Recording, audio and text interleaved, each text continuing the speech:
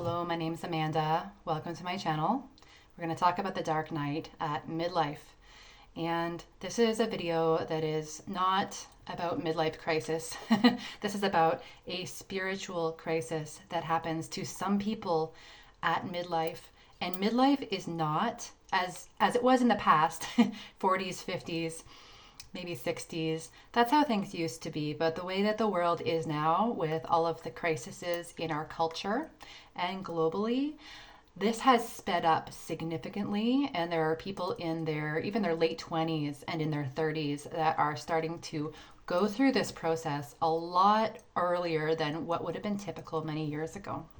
And so we're going to talk about some of the aspects of that, what people are experiencing, and what we need to know. We're going to talk about what people need to know and remember, because we're not going to be able to get a lot of this information from the regular media and from the mainstream. They have nothing to offer people who find themselves in here. So on the extreme end, there is the dark night of the soul, which is characterized as, my best way of describing it is clinical depression plus. So clinical depression is bad enough and causes people to take their own lives and get lost, for many, many years. But beyond clinical depression, there is an extra layer of spiritual disconnection that happens in a true dark night of the soul. And this can go on for days, weeks, months, or years. So we're going to cover that in here as well, because that is something that shows up for some people during midlife. And let's jump in. So it's a challenge that demands everything. It's a challenge that demands absolutely everything. It will be the greatest challenge of your life, most likely, if it's come to you. And there are a lot of things that we need to really remember, because our inner landscape, our inner experience becomes extremely unpredictable. And so we can no longer rely on our regular bumbling along, the regular way our mind works to keep us balanced. That's no longer available to us if we find ourselves there. So somehow light has come to you, and it doesn't feel like light at all. It feels like the opposite of light. It might feel like extreme density, extreme disconnection, extreme heaviness. It might be a crack that was created by life circumstances that now puts you in a position where nothing feels like it ever did before, and you're starting to realize it's never going to feel like it used to. This can take people a long time to accept, maybe years, but this is the truth. And so instead of experiencing light, which sounds really wonderful, you are only seeing now a huge amount of heaviness and density, and experiencing that emotionally, spiritually, and physically for the first time. And you don't see the light. But what's actually happened is light of God, an amount of the light of God that is perfect for your soul has come and has illuminated the fact that this density exists. So we can be bumbling along in life for many, many years and have in our unconscious, have in the background, all of this heaviness and density and pain and angst.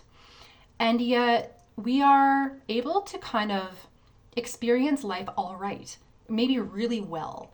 Our hobbies, our family, our career, our health, all these things kind of stay in the forefront, and allow us to enjoy life, and allow us to connect with other people and connect with ourselves. And so even though we might have bad days or even bad patches, this density is not really visible or felt by us. It's not a concern at all. But what happens when this light comes and brings a crack into our life circumstances? It shines its flashlight on this huge heavy load of density. You can call it the pain body, you can call it whatever you want, but if you've experienced it or you're experiencing it, you know that it's more than real, and it kind of takes up everything. You no longer have a positive, enjoyable connection with any of those things that I mentioned, like family, hobbies, career, your health pursuits, like those things, you might still have access to them. They might have been taken from you fully, but it doesn't really matter to you either way because they're not benefiting you anymore. You don't feel anything from them. And so these are some of the characteristics of depression, and they also are some of the characteristics of the dark night at midlife. And so number one is there is no use fighting against this. And we will probably all try to do that, some of us for years. There is no use fighting against this.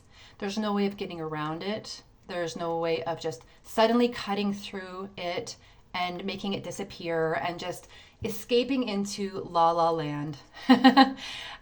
We are here in the body. If you are a human being, you have, on some level, your soul has decided to take up the task of experiencing humanity and all that comes with it, all of the density that comes with it, all of the forgetfulness that comes with it. And so there's no way around it. Your soul is not going to give you a free pass. You can't just go meditate this away. You can't just go leave your body and avoid the dark night. If it's come to you, it's yours. It's yours.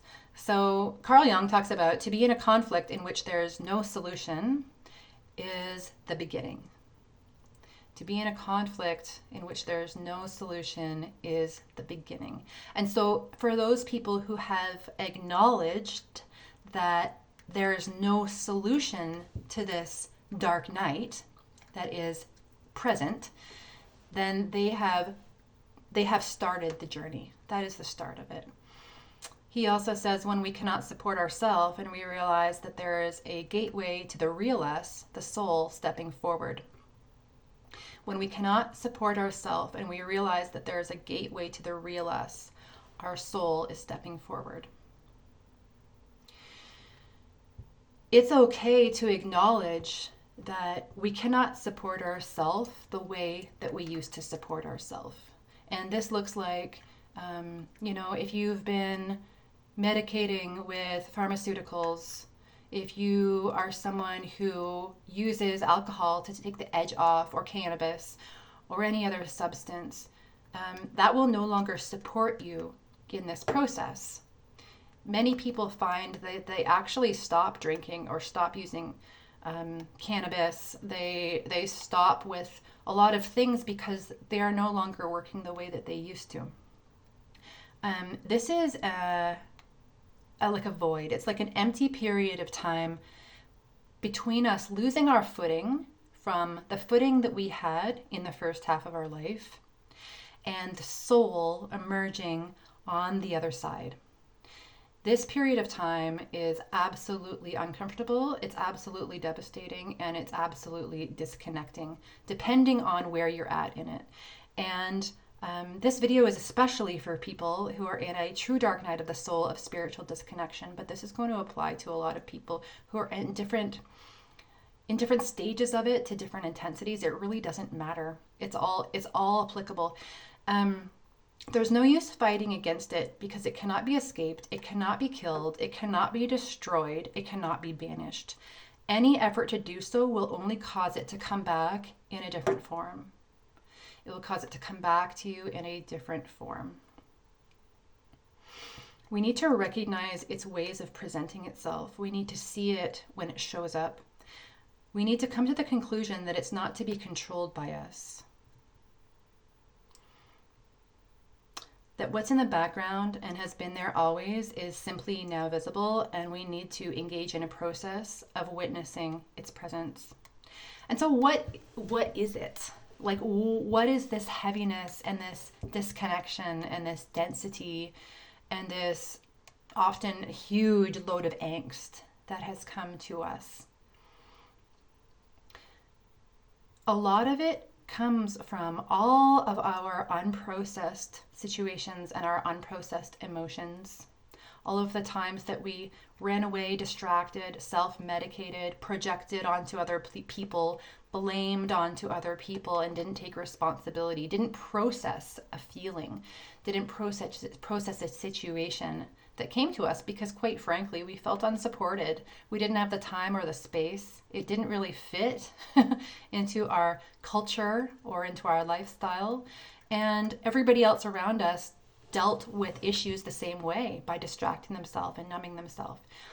And so all of that density and all of that heaviness, it swirls into kind of its own existence, its own, I think of it as kind of like a dark, misty blob of unconscious.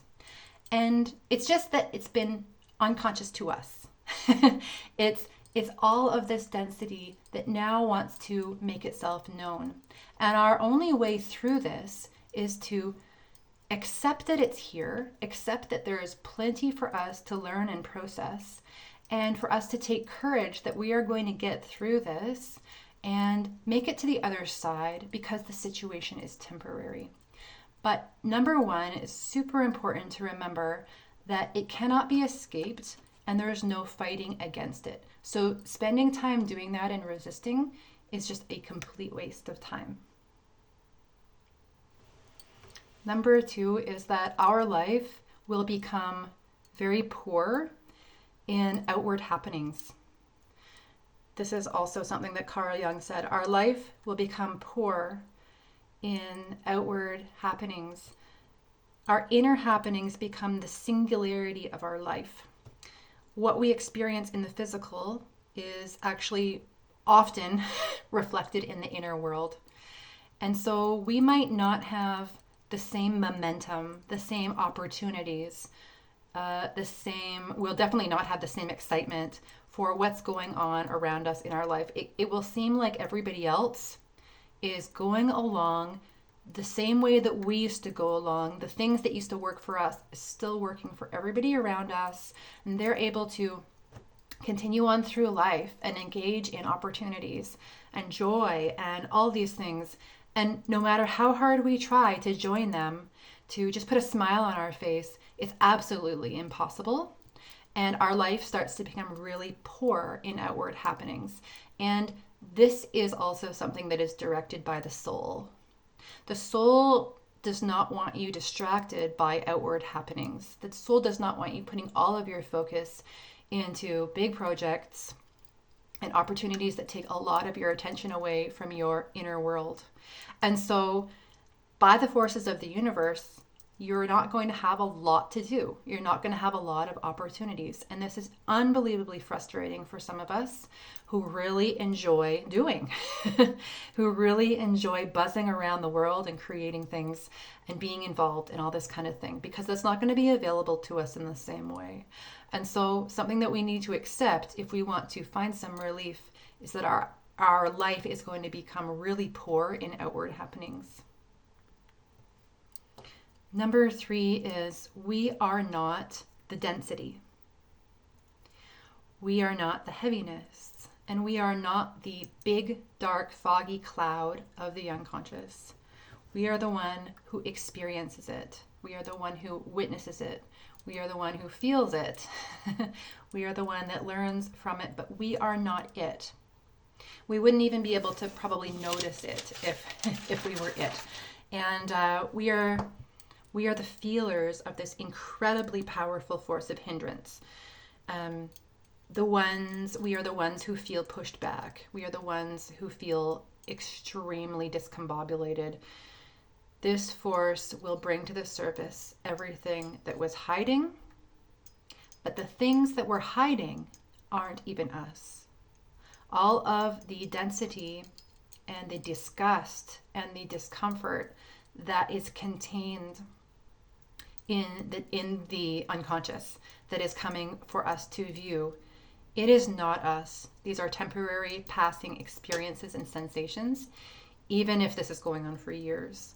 To the people who have been in a true dark night of the soul for years, you are well aware of how real this is, of how difficult this is. And so you, out of everybody, need to be reminded that what you are experiencing are dampers, are hindrances, and are densities that are not you, because we can really forget about that if we've been deep in it for a long time, and we can think this is just us.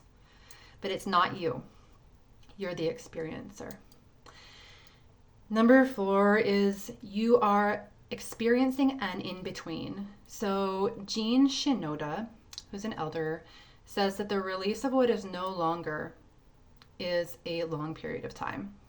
So there's this long detoxification, this long release. I was thinking of, have you ever had, this isn't really funny when you're in it at all, but one of the images that I was given while I was in it was this zit, like this pimple that, you know, the ones where you would squeeze and squeeze and it would just like, it was just never ending. It was like, where does all this crap come from? Where does all this goop come from? It was just like never ending. And so this is you slowly detoxifying yourself from carrying around this density. And so we're in linear time, we're in the experience anyways of linear time, in order that we can fine tooth comb and experience one by one the layers of this as they are going. So what's coming is going, actually. And a space gets created as this heaviness moves out of the psyche to eventually make space for what matters to the soul. But it can be long. And so we need to remember that we're experiencing an in-between of who we used to be, how our personality was able to show up and connect with the world. It's no longer available to us. And after we accept that, we are in that in-between time for probably quite a while. What has been suppressed during that first half of our life will probably be evoked. And it's a dangerous opportunity to turn away from this programming of the first half of our life.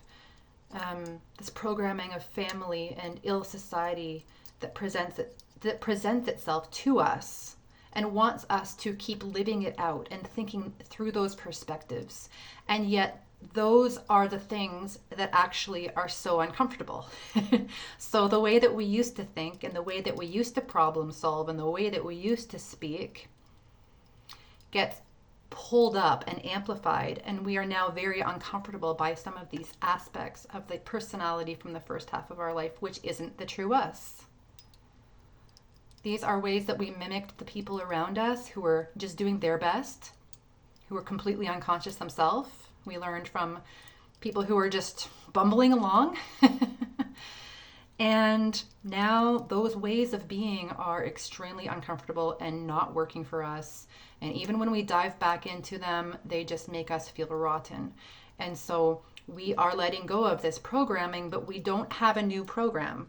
And that's why this is so uncomfortable. And so if you're someone who's already let go of a lot of the programming, if you're somebody who no longer engages in gossip, if you're someone who no longer uses all kinds of manipulative strategies to get what you want, if you're somebody who is in the process of letting go of those things, you might not have a way of coping.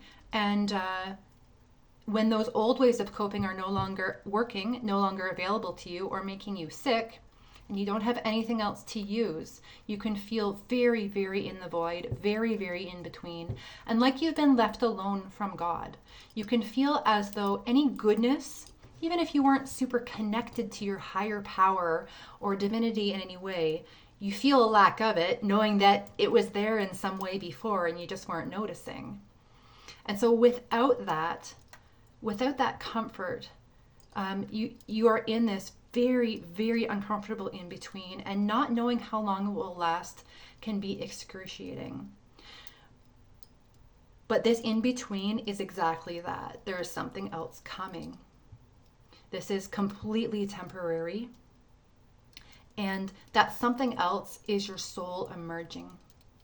And so no matter how many times you have to watch videos about the dark night of the soul, no matter how many articles you have to read or therapy appointments you have to attend, keep on reminding yourself, keep on watching, keep on reading, keep on going. Because everything in your being is trying to tell you otherwise. It's trying to tell you that you're lazy and you're always going to be like this and that there's nothing good coming. And so we need to counterbalance that voice of the mind that's just freaking out with truth. Number 5 is, in the middle of this, you can choose to be in the eye of the storm. In the middle of this, you can choose to be in the eye of the storm. And so being in the eye of the storm where it is still, you can't really see new life. If you see anything, you just see the storm swirling around you. And watching that for a long time is intense. You cannot see that beyond that storm is a sunny day somewhere. And yet, if you stay right in the middle where there is some stillness, you can ride it. You have to ride it. You don't have any other choice. You have to stay with it. You have to keep walking in life and putting one foot in front of the other. And if you're somebody who has a hard time getting out of bed, who does not have the capacity socially or job-wise that you used to, and those things have fallen apart in some way, you are in the eye of the storm, and that is the safest place that you could be. And your soul has a plan for you. The soul is going to get you to the other side where the sun is when you're ready, when you are able to be free enough and in alignment with the sun, when everything that the storm is trying to blow away is actually gone. You have to remain in the eye of the storm to hold the quiet space for what's going on. Marie-Louise von France says, the one thing that you can say to the unconscious, the one thing that you can say to the dark night is, here I am, what do you want from me? Here I am, what do you want from me? It's not here to hurt us. On the other side of this, remember, there is all of this light that's shining on us, lighting up all the density, causing us to feel and experience it in a really, really heavy way. But this is the light that has come to us. So we want to be asking that question, what do you want of me? Elder G.O.T. Wind has a few things to say about this, that this is devastating to most people. We forget that sometimes, and then if we're sucked back in it, we forget just how devastating and how dark and how disconnected this can be. It's supposed to feel like that so that we let go eventually, and we don't want any of the old back. The loss or sense of loss is unbelievably profound. So some of us lose a lot of things. We might have lost a long-term relationship or a job, or we've experienced death of people who are close to us, a loss of our health, anything like that. But we also might have been experiencing, once we are in this dark night, a sense of loss, which doesn't sound that bad. You know, if you haven't really lost a lot, you should be able to deal with a sense of loss, right? No, because you're having the inner experience of loss as though you have lost these things on the outside. And so for people who have experienced profound loss, and for those who are experiencing a sense, an inner experience of profound loss, both of those things are incredibly real, and they are telltale signs of a dark night. The ideas about what life is become stripped away. We had this idea of how things should feel. We had this idea of how our inner life should go, how we would be able to control our moods and our feelings and our thoughts. And suddenly we don't have that anymore. So these ideas of how life should go, either on the outside or the inside or both, completely stripped away, inaccessible, never to surface again. There is a death of these things. We cannot see another perspective, and we don't have any language for the situation. We don't have English words to describe what is going on for us. Nothing we've experienced up until now is comparable. That's why we don't have the words. A dark night can happen more than once, but usually the first time that it happens is the deepest and possibly the longest, because it's a brand new experience for us that we haven't navigated, we don't know how to navigate, and we aren't sure when or if we're coming out of it. It can happen again many times in life, but the times that it happens further down the road are easier to deal with because we have this experience of going into it, being in it, being totally despondent, and then eventually coming out of it. And so it takes away the edge of it, even though it's still really, really dense if we are in further rounds of it. The first one is the worst. So in the first one, we don't understand that this is temporary. We might think that we are going to be in this forever. We are not going to be in it forever, but there is a permanent death of the former personality. There is a permanent death of the former personality. It's not going to resurrect again. Maybe threads of it will, but it's not going to work anymore, even if we try. This death of the former way of being can last for years. Next one. The divine force behind the density. When we are in a true dark night of the soul, we cannot fathom the existence of a higher power. We cannot fathom the existence of God as we may have understood or related to God previously. If we are in a long dark night of the soul, we might actually forget about any type of positive experiences we've had in meditation or in prayer or connecting with nature or connecting with a child. These things where the light of God and the love of God and the sacredness of being exists, where we get glimpses, either in the physical world or, in our third eye of divinity. In the dark night, we can't even remember that those things happened, and we can't remember what they felt like when they did happen. They are not accessible to us. I believe that people who have had very transcendent mystical experiences, like near-death experiences, that is been my prior to my big first deep dark night of the soul, I had a near-death experience. People who have had mystical experiences, I think,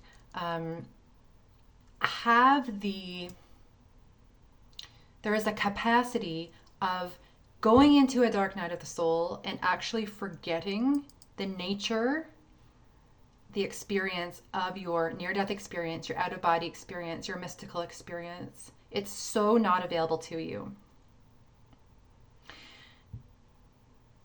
And this can be such a swamp of the mind. The mind will tell you none of that was real. God is not real. God is something people made up. And you simply cannot remember the connection that you used to have if you've been in a long, dark night of the soul. So, there is a divine force behind this density, and this force is pushing on the density and pushing on us. This divine force is the spade. This divine force is the chisel. It is wise to align with it and not fight it, because it knows what it's doing. It was waiting. The light was waiting until you were mature enough to go through this temporary situation.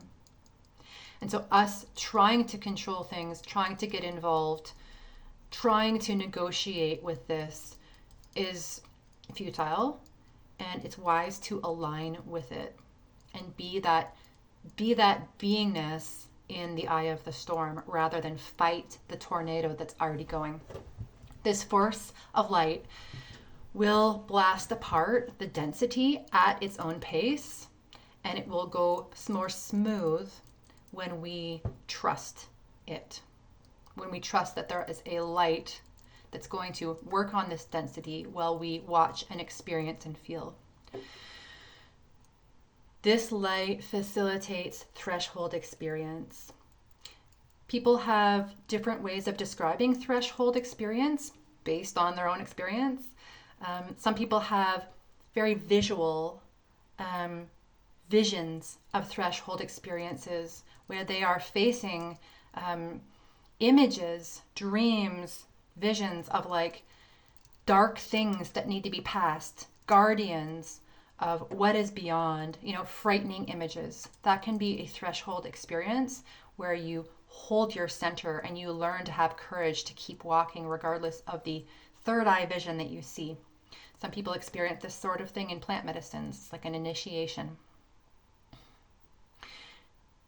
Other threshold experiences are fully felt. There's no visionary, there's no message, there's no words to describe it. It's literally all felt in the body. And there are numerous ways you could feel this in the body, but it's probably going to come with some kind of pain, deep physical resistance. These are threshold experiences too. Can we hold our center while our body does things that we are very surprised that it's doing? There are bizarre things that can happen in the energy body and the chakras when this light is trying to shine through. And sometimes the body itself is a threshold experience. This force of light will change our form. We all have invisible, subtle bodies that are often really suffering in the dark night of the soul and can't settle, can't get comfortable, just might feel like they want to disappear forever. The force will change our form. And so as our form is being changed, our invisible, subtle bodies are being changed, we experience a lot of suffering. But the suffering is because of our form being changed into something else. This system was created long ago. You can use whatever word you want to describe the creator of these forces, of this system. I like to use the term the old one. I think it comes from Celtic origins. You can use whatever word you want, the creator, divinity. It doesn't really matter. It matters that you understand it, can recognize it. And this system was set up by that beingness, designed by that beingness. This process is rejected by modern man who wants to be in complete control. And we are part of that. The human temporary part of us has that need to be in complete control, that kind of matrix reality where we want to put a start and a stop to what we want to put a start and a stop to. And something that Kat Courtney talks about is having awe and wonder when it comes to that modern man part of us that wants to control things. Our bodies and our ego are very powerful. They're not the most powerful, but they're very powerful in this realm of existence, in this duality realm of existence. And so having awe at the system that is here, that we are experiencing and we are often in the middle of and suffering through, taking a moment of awe and just saying, wow, I can't believe my body and what it can experience. And I can't believe my ego and how it loves to fight. I can't believe this. I am absolutely in awe of this system. I don't understand it completely, but man, is it incredible.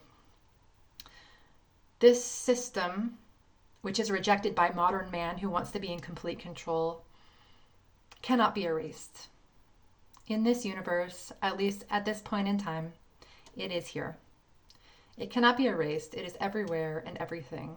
And so in the same way, an insect hatches, has its life, and dies, so do we as far as our former selves. Our former selves are born, they experience, they are programmed in one way or another, and then there is a completion time. There is an end to those things when we've experienced everything within them. And so one nice way of looking at the first half of life is we showed up, we experienced, all the good, all the bad. And now it's over. It's fully complete. Whether our ego likes it or not, it was designed to end at some point.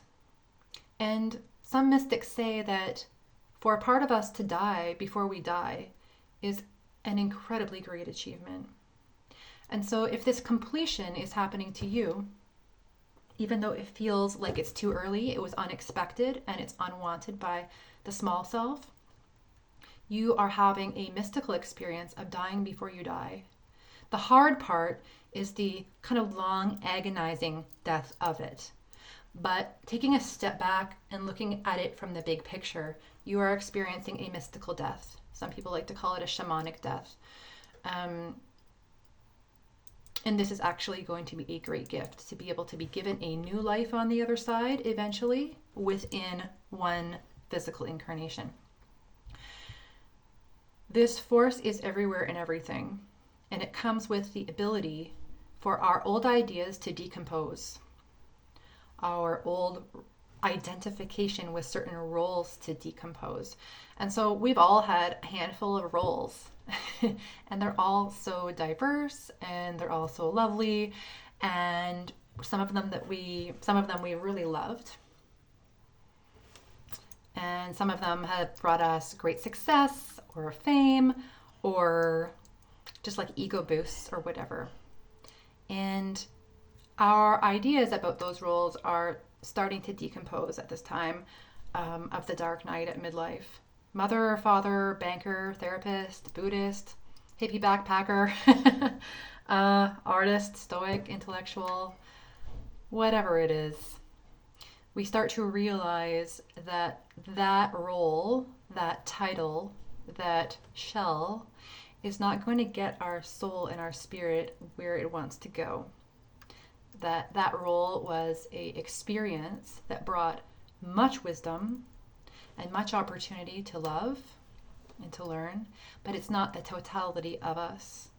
And the parts of us that were really attached to that is me, that's always going to be me, I'm going to get attention and acceptance and value because of this role.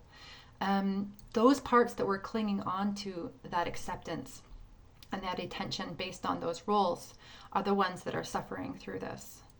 But there is a greater part of you that might not yet be accessible to you, but will become accessible to you at some point, that doesn't mind if a role is seized.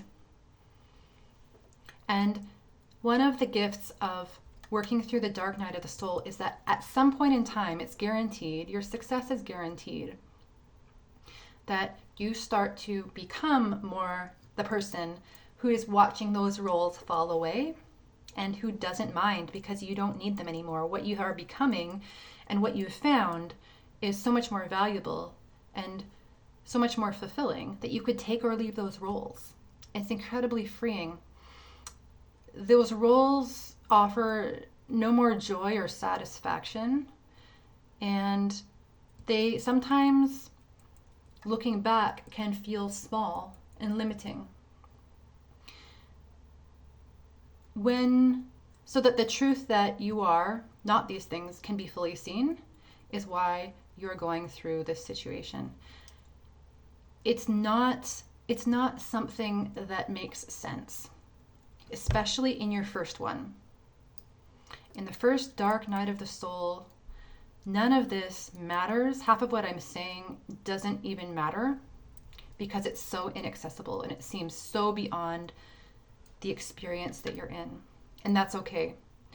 I want to keep speaking about this, and I'll probably keep speaking about this for the rest of my life, because I believe that many people are going through this at midlife and earlier, because there is many deaths happening of the former parts of them based on the pressures of our culture. And we need to know that it's temporary. We need to know that there is another side to this. Even if there's more waves of it in the second half of our life, it doesn't matter. The sun will come, basically. The sun will come out again. And everything in our beingness is telling us that the sun is not going to come out again. And so we need to listen to the people who have been through the first big one and who are having joy at leaving behind the former personality for the first half, from the first half of life, and see just how liberating it is to make it to the other side, that it is worth it, and that the true you that feels like it's being destroyed is not being destroyed at all. You are like the gold. You're like the gold. Imagine like a gold carving with all kinds of like jewels and plastic, and some kind of artifact gets thrown in the fire. What burns is the plastic. What burns are like the add-ons, but the actual gold just remains because it is. And so this is a fire that you go through in this dark night. You cannot see the gold, though. That's the thing. You cannot see the gold, but you are the gold, and nothing in the dark night will ever take that away. Your memories will come back.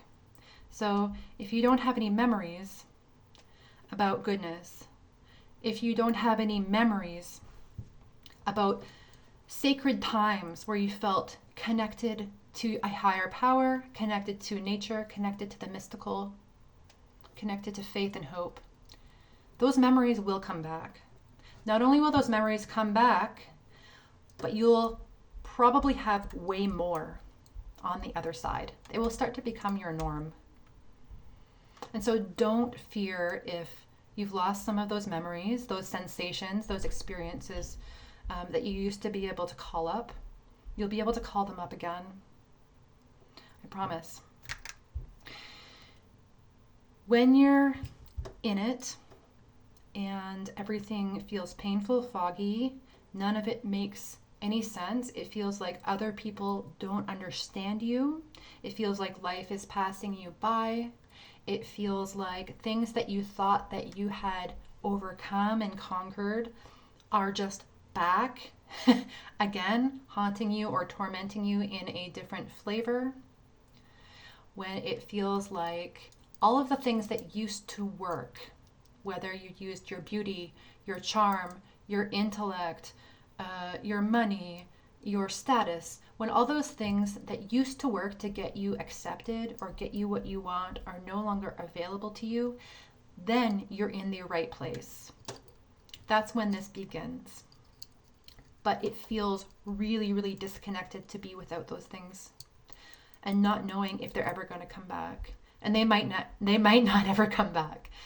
But what's going to come to you to replace those things that you've lost is so much better than any of those things. And so even if it doesn't feel like there's any inner treasure at all and nothing is remaining, you will at some point emerge with inner treasure. Many people emerge with inner treasure where they offer their gifts to their community and their family in ways that they never thought they would. Your inner treasure will satisfy, and desires and ambitions of the material will never again satisfy you. Nothing on earth will compare to your inner treasure. You will not be perfect, but you will gain spiritual maturity. You'll be able to do things that you were previously unable to do. You'll end up with a relationship with the mystery. You'll end up with an intimacy with the invisible. You'll start a disengagement with exploitative and consumptive and codependent systems you've been working with your whole life. You'll discover a belonging in the universe beyond intellect, beyond science, and although you may experience aloneness when it comes to common man, you'll hold this vision of being in the flow with all other parts of creation as a greater reality. You'll develop a deeper sense of safety within. You'll develop a relationship with relaxation. You'll allow yourself to be a greater channel for inspiration, creation, and problem solving. You'll start to naturally be with what is more often. You'll watch things naturally fall away that were not honest and were not cheering for you. You'll allow more often your angst to fall away. You'll cling less and less and less to your angst. And Jiu, the elder, says eventually you'll hear what you needed to hear inside yourself. So these are some of my thoughts on the dark night at midlife, dark night of the soul on the extreme end of things. And no matter where you're at on the spectrum, if you're experiencing something like this, it's going to be temporary. It's going to be temporary, and there might be more waves of it after your first one. And younger people are experiencing this. So just because you're in your 20s or 30s does not mean this can't happen to you. But you're going to emerge with inner treasure. You're going to emerge with gifts for your family and your community. Even if you're not, maybe especially, if you're not directly doing people favors or serving them somehow or running around, your existence as someone who has overcome, your existence as a person who is able to be with what is, the grace that you walk in that is more grace than ever before is a gift to your family and your community. Beyond that, your words, your writing, anything you have to offer. But first and foremost is the grace that you walk in. Yeah, I think that's it. For anyone who's right in the middle of it, this video is really for you. It's for everybody, but it's really for somebody who's right in the middle of it. To be your 89th reminder that it's temporary. Keep listening to the people who talk about this, and keep listening to the people who talk about this as temporary, because they are all correct. Thank you for liking and commenting. Thank you for being here, and journey well.